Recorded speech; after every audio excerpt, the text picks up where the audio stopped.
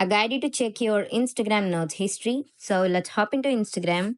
Go to the messages. There you can find the notes. Now you need to check all your notes history.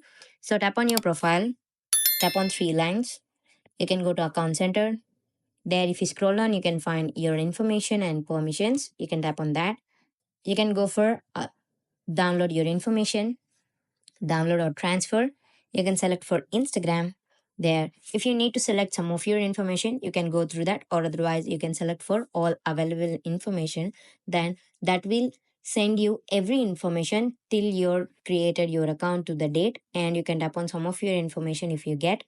So if you scroll down, like let's say finding notes, let's search for notes. Notes are not here, and you can go for all available information.